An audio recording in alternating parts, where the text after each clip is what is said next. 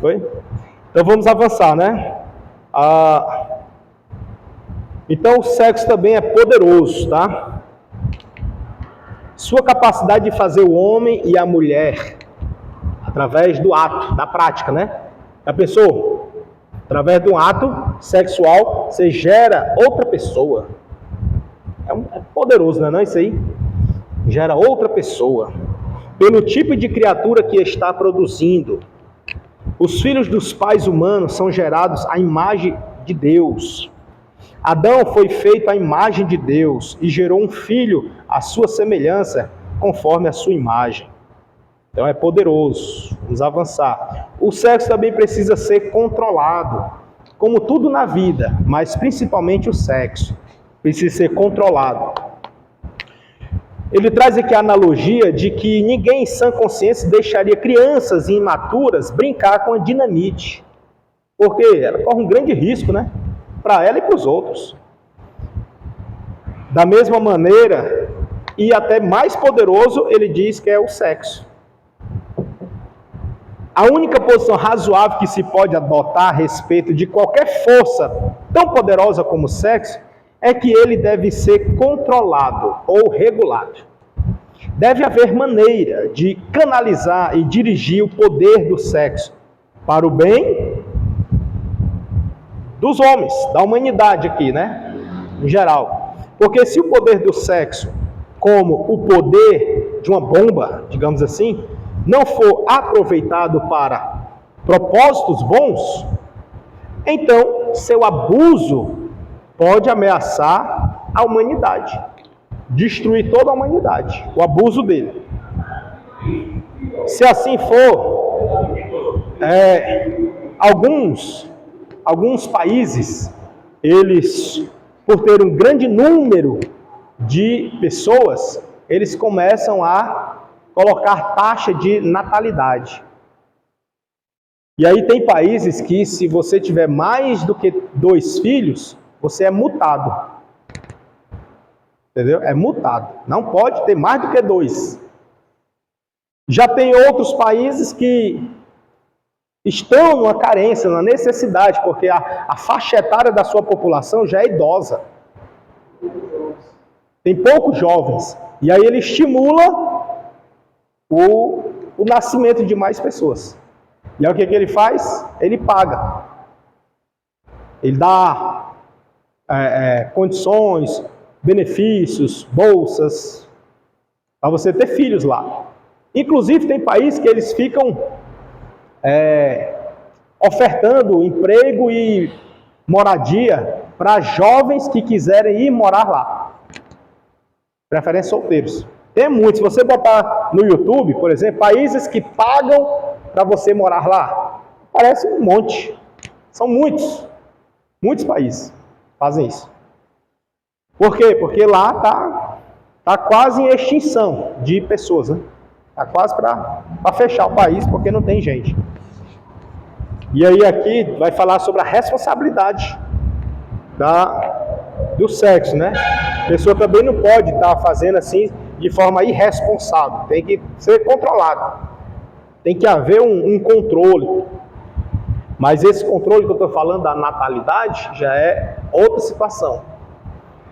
Esse controle aqui a gente pode limitar ele dentro do relacionamento ou fora dele, que não pode sequer existir, né? Então é dentro.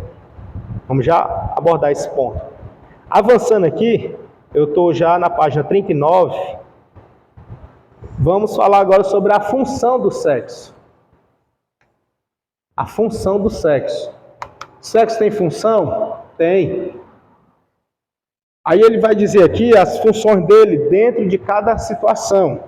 Por exemplo, a função dele antes do casamento, dentro do casamento, monógamo, fora do casamento, que é a pessoa que é casada e está fazendo fora, dentro do casamento, polígamo, e para divorciados. Situações, né? Percebam que aqui não... Falou alguma coisa? Não. Percebam que aqui não está falando de quê? De namoro, e nem tampouco de noivado. Hã? Dá uma palhinha, dá no na nossa contextualização, né? Na nossa contextualização dá. E aí, esses dois aqui,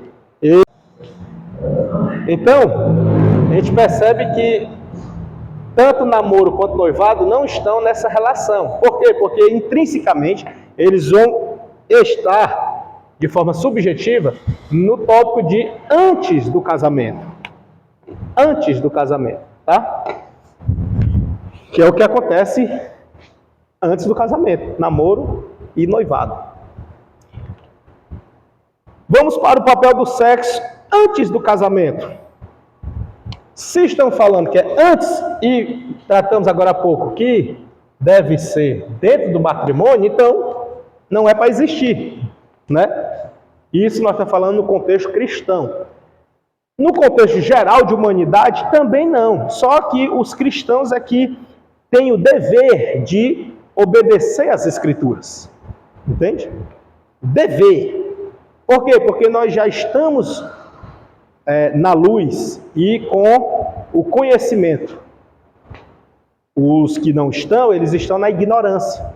E aí Deus é tão bonzinho, mas muito bom mesmo, que ele não leva em consideração o tempo da ignorância. É bom demais, né? Tipo assim, ele pega leve, viu? Pega leve.